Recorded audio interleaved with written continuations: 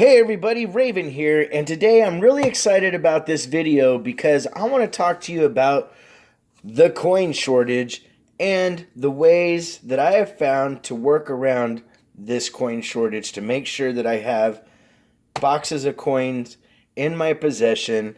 And first of all, I want to talk to you guys about the reason why I think the coin shortage is being used as an excuse in a lot of areas.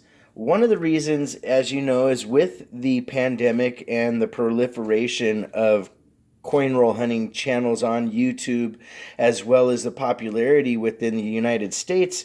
That the demand for these boxes have grown exponentially. You can go on eBay and see people making an exorbitant amount of profit just by having boxes for sale for one. You have channels like myself that do regular coin roll hunting and other bigger channels that do what I call kind of an extreme coin roll hunt where, they'll do $1,000 in pennies and $1,000 in nickels at a time. And when you take that into consideration, that's happening more and more across the board, and the demand is it just exploded to the point where there is a certain amount of hoarding that's going on with this as well. So the banks kind of in from talking to tellers and different people feel kind of abused in this system because a lot of people don't realize that anytime you walk into the bank and you tell them, hey, I want a box of pennies, a box of dimes, a box of quarters, and yeah, take it out of my bank account, that you're making them do a transaction that goes through the system and actually ends up costing money. I think on average for 5 transactions, you end up spending about $5 for most people's bank accounts. It just depends on how the system's set up for you. But these boxes themselves are actually benchmarked for business and commerce and cost significantly more than what you think. When you put it all together, banks have to have companies like Brinks, Loomis, and whatnot bring physically transport heavy items like this.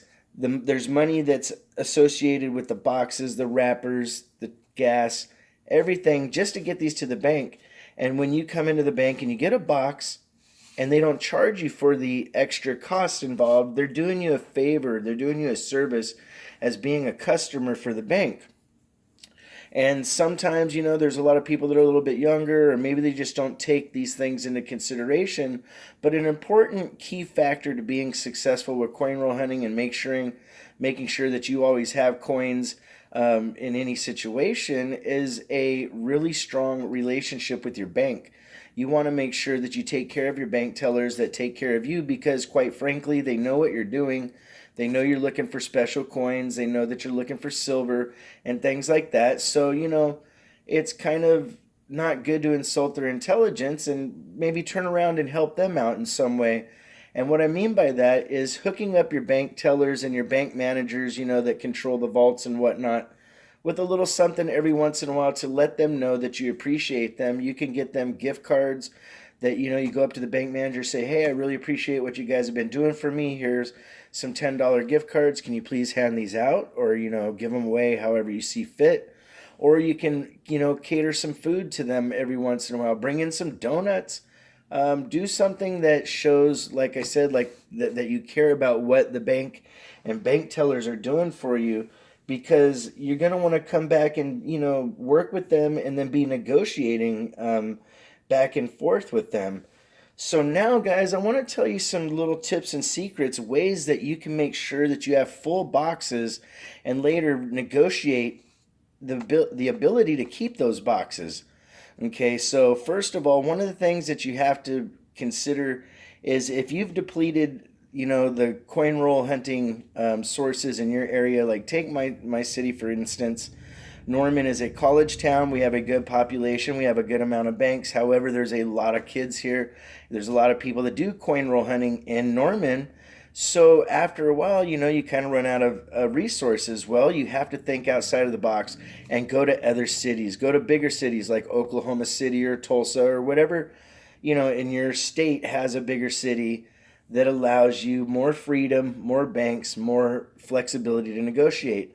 And a lot of times you'll be surprised when you go to a lot of the bigger cities, they have zero issue with the coin shortage. They kind of laugh, they don't know what you're talking about. So because some areas can handle high volumes of coin commerce because they're already doing it with the businesses that are in their area.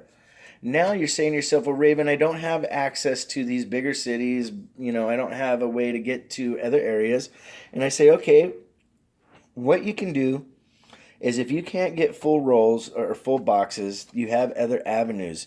First, I'm going to talk about how you trade up, and then I'm going to talk to you about I'm going to tell you different avenues of how you trade up. So one of the things that you can do is you have different places that you can go to. You can go to an arcade, casino, supermarket, other banks, grocery stores, 7-Elevens, places like that, and procure small amounts of coin.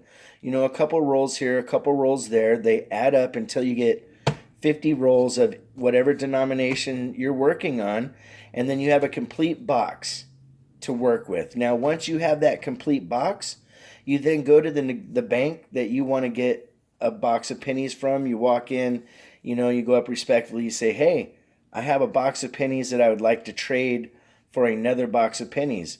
And they might look at you weird at first and say, well, I can't do that or something. Say, look, I'm not asking you to do anything special other than just physically trade me this box for another box. Same thing with your nickels, your dimes, your quarters, and you say, look, I bank here, I guarantee what's in the box, but I just want a different box to be able to go through.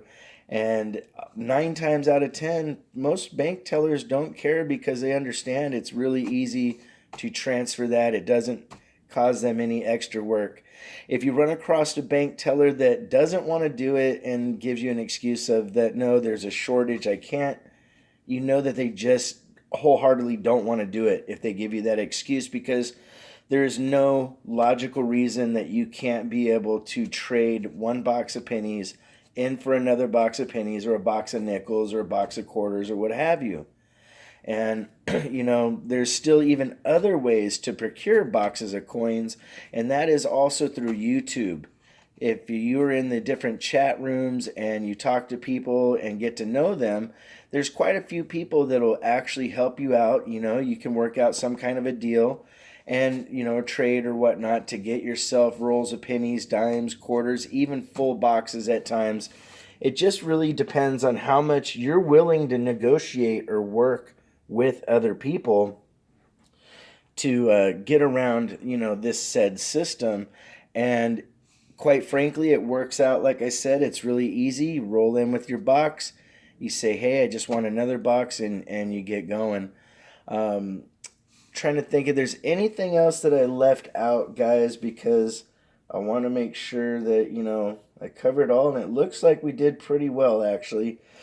So, ladies and gentlemen, if you like this video and you want to see more things like this, please make sure to hit that subscription button, tap that notification bell, bing, so that you don't miss all the really cool upcoming content, our live streams for coin roll hunting for silver, as well as live coin and silver auctions. We always have a great time. If you want to correspond, it's ravenhawkcoins@gmail.com. Our P.O. Box is 721-296, Norman, Oklahoma, 73070. Like always, please make sure to take care of one another, and we'll see you real soon. Ravenhawk Coins, have a great day.